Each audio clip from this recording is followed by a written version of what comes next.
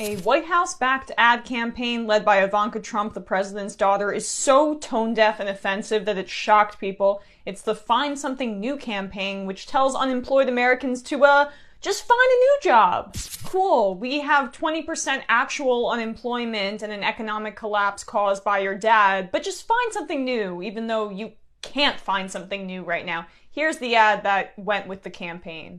I know what you're thinking. I need a job. I need a new career. Well, I've been there. I've been there. I've been there. I wasn't happy with what I was doing. After high school, I didn't have a plan. I just wanted to start working. I got laid off twice, but you gotta keep going. You just need the right skills. Find an apprenticeship. I found a 2-year IT program. I found a medical course online. I'm now a consultant in the tech space. You have more options than you think. You can do this. You will find something. You will find something new.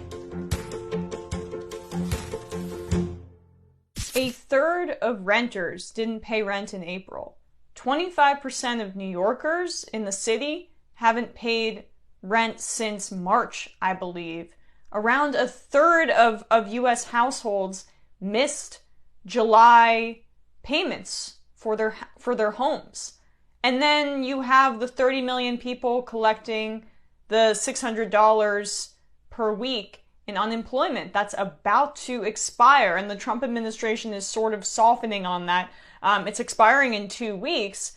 Now they're saying, oh, maybe we'll make it $200 or $100, but Larry Kudlow of the Trump administration is going on television basically saying, yeah, that unemployment, it's making people lazy. We have to get rid of it altogether. Like, this conservative cult, it's so dangerous. That is not the reality at all. I mean, it's so insulated, so elitist, and just disconnected from regular people. But the thing about it is that this narrative, the Trump administration, the Trump team, they're dependent on it. Because if people are unable to get jobs because the economy is so bad, which is the reality, then that shatters the illusion that he's trying to portray, that he's the jobs president and he's going to make the economy great, make America great again. And that's really what he said he was going to do, run the country like a business. Well, he ran it like he ran his businesses,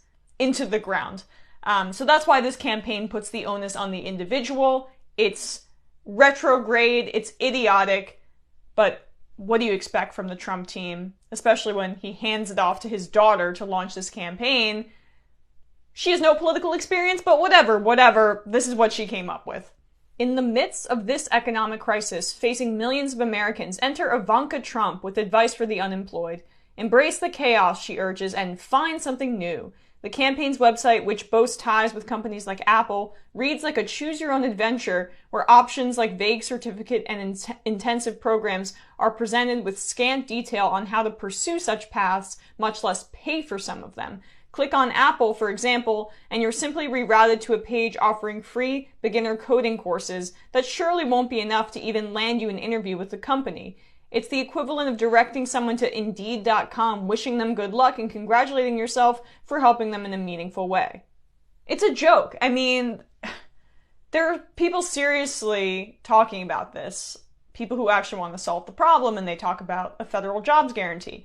Say you don't want to go that far. We could have been like Germany, partially Canada, some Nordic countries, and temporarily nationalize payroll so that people could still get paid as they couldn't go to work and everything was shut down in the middle of the pandemic. That's largely saved their economy, and we're set to lose around 5% or more of GDP. Running the country like a business. Thank you, Trumps. Thank you, Trumps. I mean, if they really were serious about this, and they're not, Trump could launch some sort of New Deal style infrastructure initiative. He kept talking about infrastructure, where you do create jobs for people to build that infrastructure. But that would require maybe getting some more revenue from rich people, from corporations.